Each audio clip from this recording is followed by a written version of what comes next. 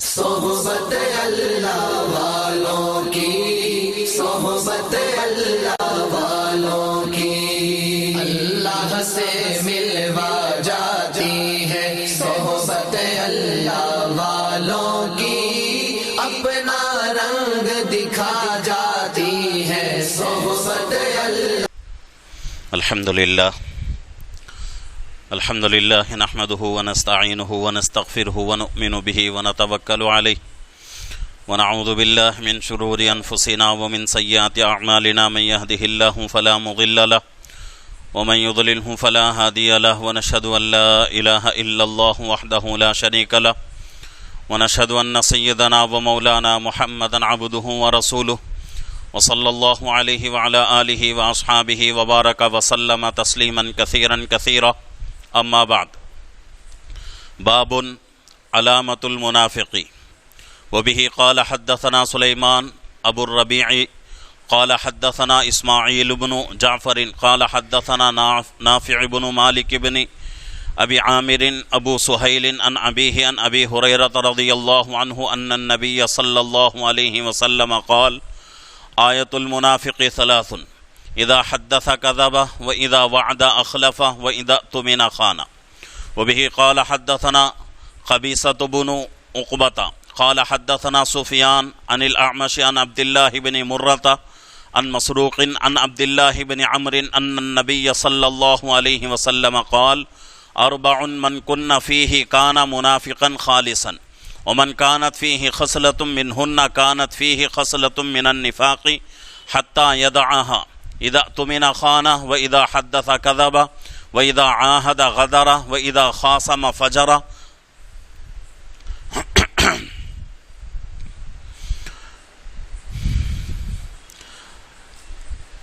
الحمدللہ ہماری حدیث کی مجلس چل رہی ہے. حضرت امام بخاری رحمۃ اللہ علیہ یہاں جو باب باندھ رہے ہیں علامت المنافقی، یعنی منافق کی نشانیوں کے بارے میں، منافق کی کیا نشانیاں ہیں، اس کے بارے میں حضرت امام بخاری رحمۃ اللہ علیہ باب باندھ کر اس باب میں دو حدیثیں لا رہے ہیں. پہلے اس بات کو سمجھنا ہے کہ منافق کس کو کہتے ہیں، یہ ایک بات. دوسری بات، آج کے زمانے میں منافق ہے یا نہیں، یہ دو باتیں پہلے سمجھنے کی ہیں. سب سے پہلی بات، منافق اس آدمی کو کہا جاتا ہے جو اندر سے اسلام سے دشمنی رکھتا ہو اور باہر سے مسلمان اپنے آپ کو دکھاتا ہو، اس کو منافق کہا جاتا ہے.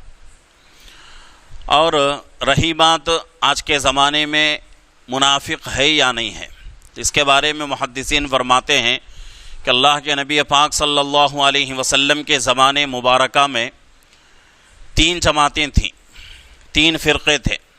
پہلا فرقہ، پہلی جماعت پکا ایمان والا، پکا مسلمان. دوسری جماعت، دوسرا فرقہ پکا کافر. تیسری جماعت منافق کی، یعنی کہ اللہ کے نبی صلی اللہ علیہ وسلم کا جو زمانہ ہے وہ اسلامی حکومت ہے. اسلامی حکومت کے ہوتے ہوئے بہت سارے لوگوں کو کھلے طور پر کفر اختیار کرنے کی ہمت نہیں ہوتی. اگر ہمت ہے تو دنیاوی کچھ مال و دولت کی حرص و لالچ کی وجہ سے وہ لوگ کیا کرتے ہیں، اپنے آپ کو مسلمان ظاہر کرتے ہیں، کیونکہ وہ زمانہ بہت ہی غربت کا زمانہ، بہت ہی تنگی کا زمانہ تھا. کہیں سے جنگ ہوتی، کوئی غزوہ ہوتا، مال غنیمت حاصل ہو جاتا تو اللہ کے نبی صلی اللہ علیہ وسلم صحابہ میں مال غنیمت کو تقسیم کرتے تھے. تو بہت سارے لوگ جو ہے مال کی محبت میں، مال کے حرص و لالچ میں اپنے آپ کو مسلمان ظاہر کرتے تھے. اسی طریقے سے بعض وہ لوگ جو کہ ڈر کی وجہ سے اگر میں اسلام قبول نہیں کروں گا تو میرے رشتہ دار، میرے دوست احباب مجھے کیا کریں گے، بائیکاٹ کر دیں گے، مجھ سے اپنا رشتہ توڑ لیں گے، اگر میرے رشتہ دار، میرے دوست احباب مجھ سے رشتہ توڑ لیں گے تو میرا دنیا کا نقصان ہو جائے گا۔ تو اس وجہ سے اس زمانے میں کیا ہوتا تھا، یا تو ڈر کی وجہ سے لوگ جو ہے اپنے آپ کو مسلمان ظاہر کرتے تھے، یا پھر جو ہے مال کی محبت میں۔ تو اس وجہ سے اس زمانے میں 3 جماعتیں پائی جاتی تھیں۔ اب سوال یہ رہا کہ آج کے زمانے میں منافق ہے یا نہیں؟ تو اس کے بارے میں محدثین فرماتے ہیں اور محققین کی تحقیق یہی ہے کہ بھئی آج کے زمانے میں صرف 2 ہی جماعتیں ہیں، ایک پکا ایمان والا اور ایک پکا کافر۔ منافق آج کے زمانے میں نہیں ہے، اور خصوصاً ہمارے ملک میں، ہمارا ملک جمہوری ملک ہے، سیکولر ملک ہے۔ ہمارے اس ملک میں ہر آدمی کو اپنے اپنے مذہب میں رہ کر زندگی گزارنے کا پورا اختیار ہے، تو ہمارے ملک میں خصوصاً یہ چیز نہیں ہے۔ لیکن اگر دوسرے ملکوں کی بات کہی جائے، جیسا کہ عرب جو ممالک ہیں، اگر ان میں بھی اگر کوئی کسی کے بارے میں یہ حکم نہیں لگا سکتا کہ بھئی ان ممالک میں منافق رہتے ہوں یا فلانا آدمی منافق ہے، اگر اسلامی ممالک ہوں تب بھی آج کے جو ہے قوانین اور آج کے اصول یہ ہیں کہ کوئی آدمی کسی آدمی دوسرے آدمی کو اپنے مذہب میں لانے کے لیے زبردستی نہیں کر سکتا۔ تو یہ جو ہے ایسے قانون بنے ہوئے ہیں، تو اس وجہ سے آج کے زمانے میں منافق کا کوئی جو ہے نام و نشان نہیں ہے، منافق نہیں ہے۔ ہاں، منافق کی علامتیں موجود ہیں، پکا منافق نہیں، لیکن منافق کی نشانیاں آج بھی لوگوں کے اندر موجود ہیں۔ منافق ہونا الگ ہے، منافق کی نشانیاں رہنا الگ ہے، تو یہ دونوں چیزوں میں فرق رہتا ہے۔ یہاں حضرت امام بخاری رحمۃ اللہ علیہ باب باندھ رہے ہیں کہ علامت المنافقی، منافق کی نشانیوں کے بارے میں، اور اس میں 2 حدیثیں لا رہے ہیں۔ ایک حدیث کے راوی حضرت ابو ہریرہ رضی اللہ عنہ، اور ایک حدیث کے راوی حضرت عبداللہ ابن عمر رضی اللہ عنہما۔ 2 روایتیں ہیں۔ پہلی روایت حضرت ابو ہریرہ رضی اللہ عنہ کی ہے۔ اس سے پہلے بھی حضرت ابو ہریرہ رضی اللہ عنہ کی فضیلتیں بہت ساری گزر چکی ہیں کہ حضرت ابو ہریرہ رضی اللہ عنہ بہت ہی جلیل القدر صحابی ہیں، بہت ہی اونچے صحابی ہیں، حدیث کے اندر آپ کا بہت اونچا مقام ہے۔ پچھلے مجلس میں بھی میں نے عرض کیا تھا کہ حضرت ابو ہریرہ رضی اللہ عنہ اتنے حدیثیں نقل کرتے ہیں کہ کوئی عالم، کوئی مفتی اس وقت تک عالم اور مفتی نہیں بن سکتا جب تک کہ حضرت ابو ہریرہ رضی اللہ عنہ کی حدیثیں نہ پڑھ لے۔ بخاری شریف ہو، مسلم شریف ہو، ابو داود ہو، ترمذی شریف، نسائی شریف، ابن ماجہ، موطا امام مالک، موطا امام محمد، طحاوی شریف، اور کوئی کتاب حدیث کی لے لیں، تمام کتابوں میں حضرت ابو ہریرہ رضی اللہ عنہ کی بہت ہی زیادہ تعداد میں حدیثیں پائی جاتی ہیں۔ اب یہاں ایک سوال پیدا ہوتا ہے کہ حضرت ابو ہریرہ رضی اللہ عنہ بہت بعد مسلمان ہو رہے ہیں، ان سے پہلے بہت سارے صحابہ مسلمان ہیں، اور بڑے بڑے صحابہ جیسا کہ حضرت ابو بکر رضی اللہ عنہ، حضرت عمر رضی اللہ عنہ، حضرت عثمان غنی رضی اللہ عنہ، حضرت علی رضی اللہ عنہ، حضرت طلحہ، حضرت زبیر، حضرت سعد، حضرت سعید، یہ عشرہ مبشرہ میں ان کا جو ہے شمار ہے۔ تو اتنے بڑے بڑے صحابہ موجود ہیں، اور یہ صحابہ حضرت ابو ہریرہ رضی اللہ عنہ سے بھی پہلے ایمان میں داخل ہو چکے ہیں، لیکن جتنی روایتیں حضرت ابو ہریرہ رضی اللہ عنہ کی ہیں اتنی روایتیں کسی اور صحابی کی نہیں۔ وجہ کیا ہے؟ وجہ اس کی ہے، محدثین فرماتے ہیں کہ حضرت ابو ہریرہ رضی اللہ عنہ نہ تو مکہ کے رہنے والے تھے، نہ ہی مدینے کے رہنے والے تھے، باہر سے آئے تھے ہجرت کر کے مدینے کو۔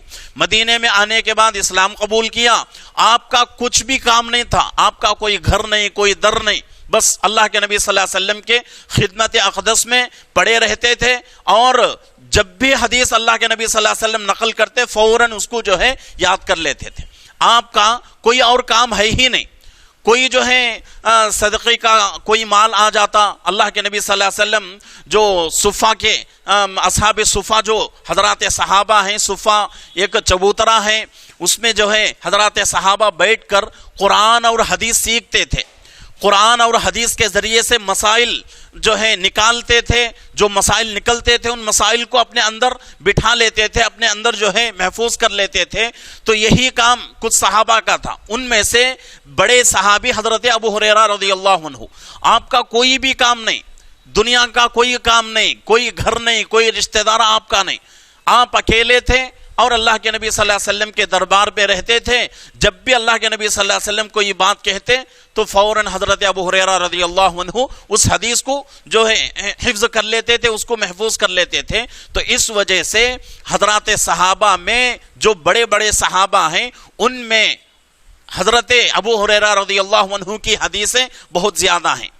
تو یہاں جو ہے حدیث کے راوی حضرت ابو ہریرہ رضی اللہ عنہ ہیں، فرماتے ہیں کہ نبی صلی اللہ علیہ وسلم نے ارشاد فرمایا آیت المنافق ثلاث، منافق کی 3 نشانیاں ہیں.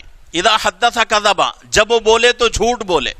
واذا وعد اخلف، جب وعدہ کرے تو اس کے خلاف کرے یعنی وعدہ خلافی کرے.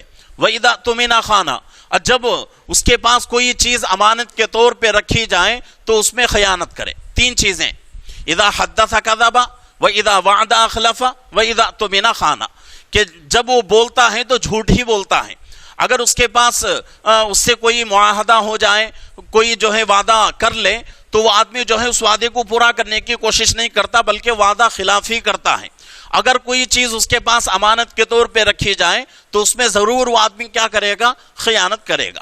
یہ جو ہے 3 باتیں یہاں اللہ کے نبی صلی اللہ علیہ وسلم فرما رہے ہیں کہ یہ 3 نشانیاں کس کی ہیں؟ منافق کی نشانیاں ہیں. اب دوسری روایت سنتے ہیں. دونوں روایتیں سننے کے بعد اس کے بعد میں جو ہے کچھ باتیں عرض کروں گا.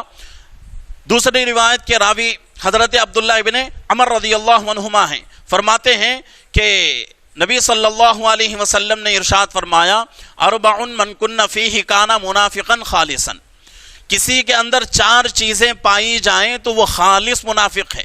کسی کے اندر 4 چیزیں، اوپر کی حدیث میں 3 چیزوں کا ذکر اور نیچے کی حدیث میں 4 چیزوں کا ذکر ہو رہا ہے. فرما رہے ہیں اللہ کے نبی صلی اللہ علیہ وسلم کہ اگر کسی کے اندر اربع من کن فیہ کان منافقا خالصا، کسی کے اندر 4 چیزیں پائی جائیں تو وہ خالص منافق ہے. ومن کانت فیہ خصلۃ منہن کانت فیہ خصلۃ من النفاق، اگر کسی کے اندر 4 چیزیں نہیں پائی جاتی، کوئی ایک چیز پائی جاتی ہے تو وہ ایک چیز نفاق کی علامت ہے، وہ علامت اس کے اندر موجود رہتی ہے اور اس کے لیے ضروری ہے حتیٰ یدعہا، اللہ کے نبی صلی اللہ علیہ وسلم فرماتے ہیں کہ ان چیزوں کو اپنے اندر سے نکال دے، ان چیزوں کو چھوڑ دے. اور وہ چیزیں کیا ہیں؟ وَإِذَا اؤْتُمِنَ خَانَ، جب اس کے پاس کوئی امانت رکھی جائے تو اس میں خیانت کرے. اور اسی طریقے سے اذا حدث کذب، جب بولے، جب بات کرے تو جھوٹ بولے. وَإِذَا عَاهَدَ غَدَرَ، اگر کوئی وعدہ کر لے تو وعدہ خلافی کرے. وَإِذَا خَاصَمَ فَجَرَ، یہ چیز جو ہے الگ بیان ہو رہی ہے. یہ اس کے بارے میں اللہ کے نبی صلی اللہ علیہ وسلم فرماتے ہیں وَإِذَا خَاصَمَ فَجَرَ، جب جھگڑا ہو، کسی دونوں کے درمیان جھگڑا ہو جائے تو اپنی زبان سے گندی باتیں نکالے، گالیاں نکالے، یہ بھی جو ہے منافق کی علامت ہے.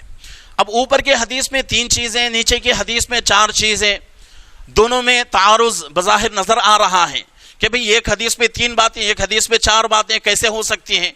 تو اس کا جواب حضرات محدثین یہ دیتے ہیں کہ بھئی ایک موقع پر اللہ کے نبی صلی اللہ علیہ وسلم نے 3 چیزیں بتائیں اور ایک موقع پر 4 چیزیں اس لیے بتائیں کہ وہ چیز کسی کے اندر پائی جاتی ہو، اس لیے اللہ کے نبی صلی اللہ علیہ وسلم نے اس کا اظہار کر دیا.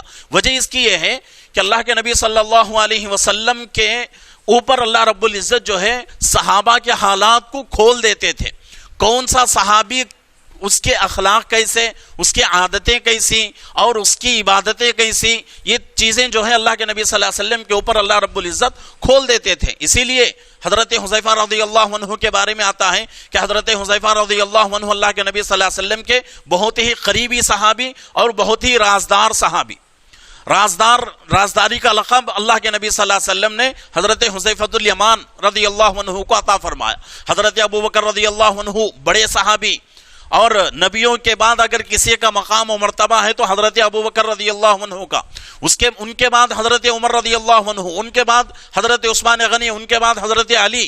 ایسے بڑے بڑے صحابہ موجود تھے، لیکن پھر بھی اللہ کے نبی صلی اللہ علیہ وسلم حضرت حذیفۃ الیمان رضی اللہ عنہ کو اپنا رازدار بنایا. اور یہاں تک آپ جو ہے اتنی اندر کی باتیں حضرت حذیفۃ الیمان رضی اللہ عنہ کو بتاتے تھے کہ اس زمانے میں مدینے کے اندر جتنے منافق رہتے تھے پورے منافقوں کی فہرست حضرت حذیفۃ الیمان رضی اللہ عنہ کے پاس رہتی تھی.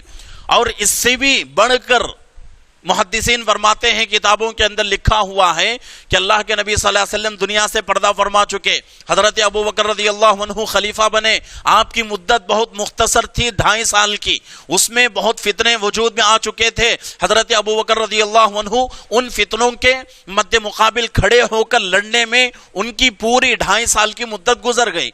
وہ بھی اللہ کو پیارے ہو گئے. اس کے بعد دوسرے خلیفہ حضرت عمر رضی اللہ عنہ بنے.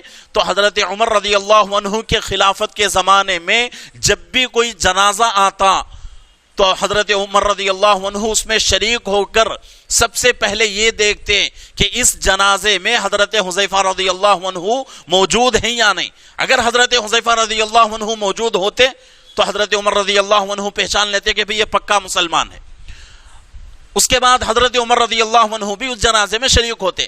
اگر کبھی کسی جنازے میں حضرت حذیفہ رضی اللہ عنہ موجود نہ ہوتے تو حضرت عمر رضی اللہ عنہ بھی اس جنازے میں شریک نہیں ہوتے تھے. اتنے رازدار صحابی اور اتنے قریبی صحابی تھے. تو حضرت حذیفہ رضی اللہ عنہ کے پاس پورے منافقوں کی فہرست موجود رہتی تھی. تو یہاں جو ہے اللہ کے نبی صلی اللہ علیہ وسلم 2 حدیثوں میں، ایک حدیث میں 3 باتیں، ایک حدیث میں 4 باتیں بتا رہے ہیں. تو وجہ اس کی یہ ہے کہ بھئی ایک حدیث میں 3 باتیں جب بیان کر رہے تھے تو صحابہ کے اندر وہ 3 چیزیں جو ہے کمی اللہ کے نبی صلی اللہ علیہ وسلم کو نظر آ رہی تھی. تو اس لیے اللہ کے نبی صلی اللہ علیہ وسلم نے ان 3 چیزوں کا ذکر کیا. اس کے بعد اور ایک موقع پر دیکھا کہ یہ چیز کی بھی ضرورت تھی تو اس کو بھی اللہ کے نبی صلی اللہ علیہ وسلم نے ذکر کر دیا. تو اس میں جو ہے کوئی تعارض نہیں ہے، کوئی جو ہے ایسی بات نہیں ہے کہ بھئی فلانے حدیث میں 3 فلانے حدیث میں 4، یہ نہیں ہو سکتا، ایسی بات نہیں. اب جو ہے 2 حدیثوں کو اگر جمع کر لیں گے تو دونوں حدیثوں میں جو باتیں بتائی جا رہی ہیں، پہلی حدیث میں 3 اور اس کے بعد کی حدیث میں 4. تو پہلی حدیث میں جو 3 باتیں ہیں وہی 3 باتیں دوسری حدیث میں بھی آ رہی ہیں. جب بولے تو جھوٹ بولے، اگر وعدہ کرے تو وعدہ خلافی کرے، اگر اس کے پاس امانت رکھے تو امانت میں خیانت کرے.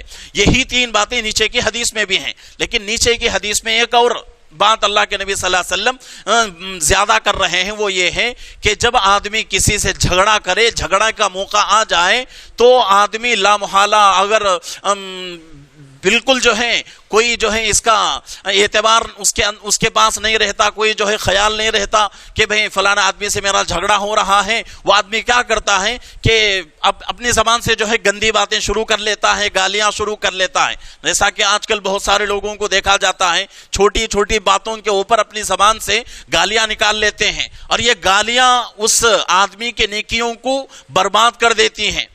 بہت ساری چیزیں ایسی ہیں، بہت ساری عادتیں ایسی ہیں کہ جن کی وجہ سے حالانکہ ان چیزوں کو انسان مسلمان بہت ہی کم محسوس کرتا ہے، بہت ہی کمتر سمجھتا ہے، حالانکہ وہ چیزیں وہ باتیں اس کی پوری زندگی کے نیکیوں کو برباد کر دیتی ہیں. تو اس لیے ضروری ہے کہ اپنی زبان کو قابو میں رکھنا ہے. اپنی زبان کو کسی بھی حال میں اپنی زبان سے جو ہے گندی بات نہ نکلے، اپنی زبان سے جو ہے کسی کو جو ہے گالیاں نہ دے، کسی کو جو ہے کسی کی برائی بیان نہ کرے. زبان اللہ رب العزت کی بہت بڑی نعمت ہے.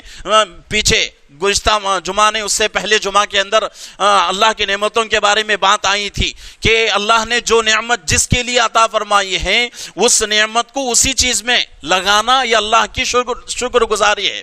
اگر آدمی اس نعمت کو اس چیز میں نہ لگائے بلکہ دوسری چیز میں اس کا استعمال کرے تو اللہ کی نعمتوں کی ناشکری ہو جائے گی.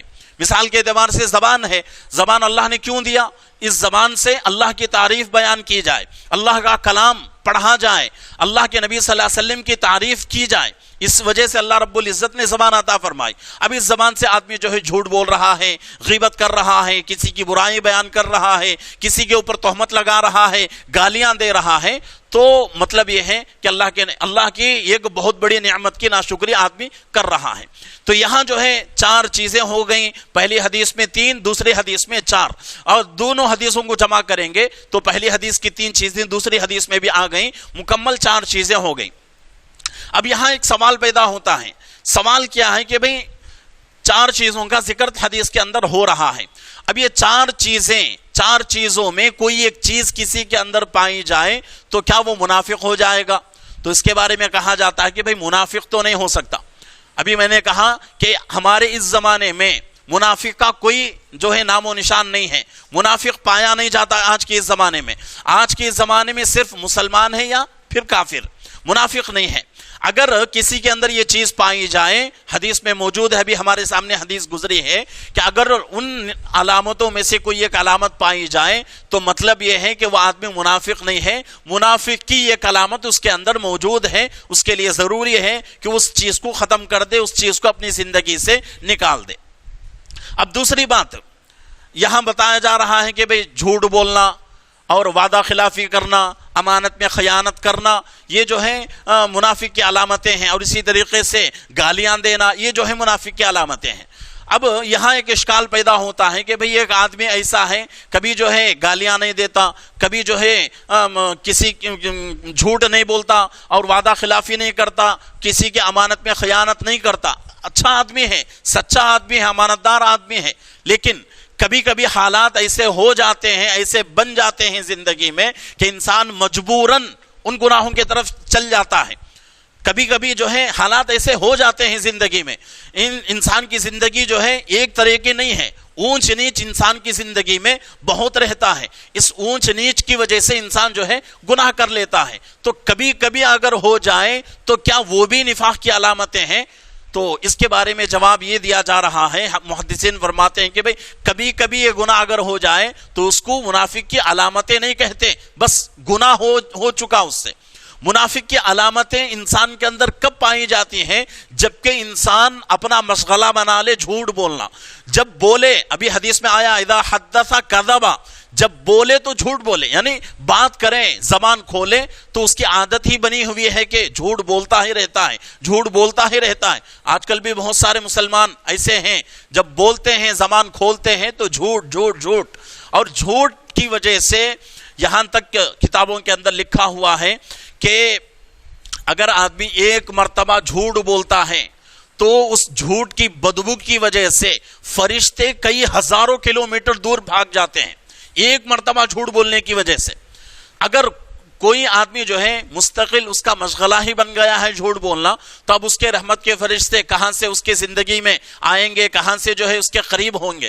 تو اس لیے ان تمام چیزوں کو اپنی زندگی سے پاک کرنے کی ضرورت ہے. اگر ان تمام چیزوں سے اپنی زندگی پاک رہی تو پھر جو ہے ہم کامل ایمان والے کہلائیں گے. اگر ہماری زندگی ان چیزوں سے پاک نہیں رہی تو منافق تو نہیں کہا جائے گا، لیکن منافق کی علامتیں ہمارے اندر بھی موجود ہیں، یہ جو ہے ضرور کہا جائے گا. اور منافق کے بارے میں 5ویں پارے کی آخری صفحے کے اندر اللہ فرما رہے ہیں ان المنافقین فی الدرک الاسفل من النار، منافق جہنم کے سب سے نچلے درجے میں رہے گا.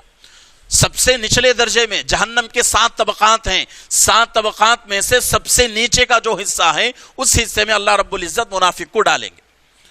تو اس لیے اپنی زندگیوں سے ان تمام چیزوں کو نکالنے کی ضرورت ہے. اور یہ جو باتیں ہمارے سامنے آ رہی ہیں، یہ باتیں صرف کہنے اور سننے کے جو ہے ہم کہنے اور سننے کے لیے نہیں، بلکہ کہہ کر سن کر ان باتوں کو اپنی زندگی میں لانا ہے، ان باتوں کے اوپر عمل کرنا ہے، یہ اصل چیز ہے. ایسے تو جو ہے کہنا سننا بہت ہوتا رہتا ہے زندگی میں، بہت چیزیں ہم کہتے رہتے ہیں، بہت چیزیں ہم سنتے رہتے ہیں، لیکن اس کے اوپر عمل نہیں ہوتا. ہمارے اساتذہ فرماتے تھے جب دور حدیث شریف کے اندر ہم تھے تو دور حدیث شریف میں مکمل صبح سے لے کر شام تک حدیث کی یہی کتابیں پڑھائی جاتی ہیں. صحاح ستہ یعنی حدیث کی صحیح جو 6 کتابیں ہیں، ان کتابوں کے ساتھ اور بھی کتابیں، موطا امام مالک، موطا امام محمد، طحاوی شریف، یہ کتابیں بھی پڑھائی جاتی ہیں. تو ہمارے اساتذہ فرماتے تھے کہ بھئی کوئی روایت آپ کے سامنے آ جائے فوراً اس کے اوپر عمل کر لو، فوراً اس کے اوپر عمل کر لو. کبھی زندگی میں وہ روایت تمہارے سامنے آئے یا نہ آئے، یہ اس کی کوئی گارنٹی نہیں. یہاں سے چلے جاؤ گے، جانے کے بعد تمہیں زندگی میں موقع نہ ملے کتابوں کو اٹھا کر دیکھنے کا، ایسا بھی تو ہو سکتا ہے. تو اس لیے جو حدیث تمہارے سامنے آ رہی ہے فوراً اس کے اوپر عمل کر لو. تو یہ جو ہے حدیثیں ہمارے سامنے جو گزر رہی ہیں، اور چاہے وہ قرآن کی تفسیر ہو چاہے حدیث ہو، جو باتیں ہمارے سامنے گزر رہی ہیں ان کو عمل کی نیت سے سننے کی کوشش کریں، اور جتنا ہو سکے ان چیزوں کو اپنی زندگی میں لانے کی پوری کوشش کریں۔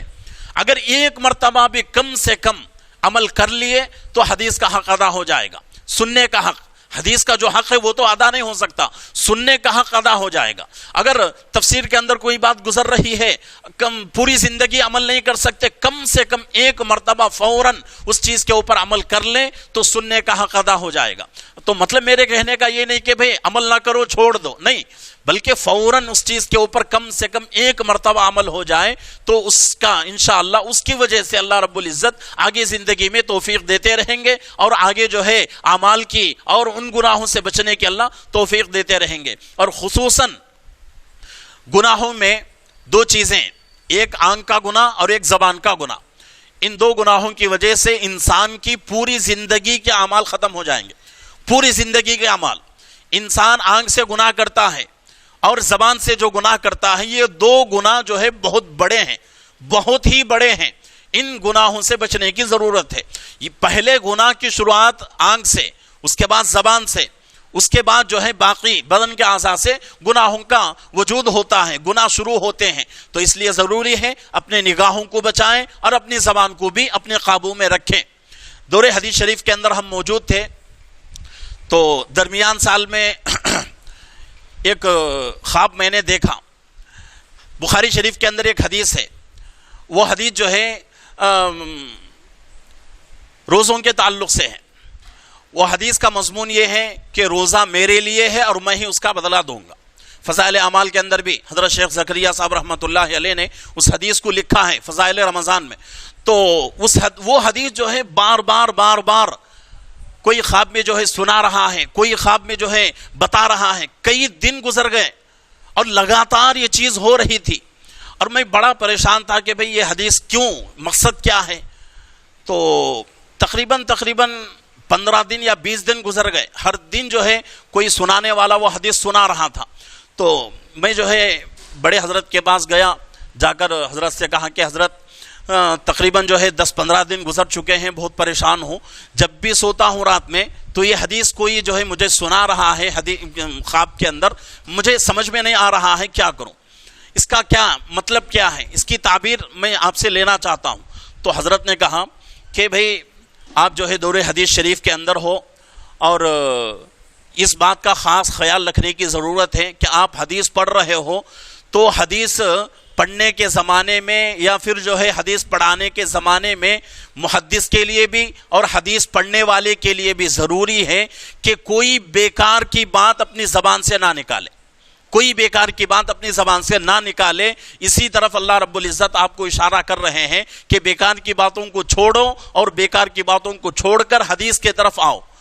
تو صرف جو ہے بیکار کی باتوں کا مطلب گالیاں نہیں، آپ اس طرح نہیں سمجھنا کہ بھئی مفتی صاحب جو ہے گالیاں دے رہے تھے، کسی کو جو ہے برا بھلا نہیں، بلکہ پڑھنے کے زمانے میں دوستوں کے اندر جو باتیں ہوتی رہتی ہیں ادھر ادھر کی، تو ان باتوں کی وجہ سے اللہ رب العزت نے یہ حدیث مجھے بار بار کسی کے ذریعے سے جو ہے سنا رہے ہیں۔ تو اس کا مطلب حضرت نے یہ بیان کیا کہ جو باتیں تمہارے درمیان دوستوں میں ہو رہی ہیں ان کو بھی چھوڑو، اور اس وقت کو بھی بیکار نہ جانے دو، بلکہ اس کو بھی جو ہے اللہ کے اور اللہ کے رسول صلی اللہ علیہ وسلم کے کلام میں گزارنے کی کوشش کرو۔ تو اتنا جو ہے اپنی زبان کو اپنے قابو میں رکھنے کی ضرورت ہے۔ تو جتنا اپنی زبان اپنے قابو میں رہے گی، بہت سارے گناہوں سے ہم بچیں گے، بہت سارے فتنوں سے ہم بچیں گے۔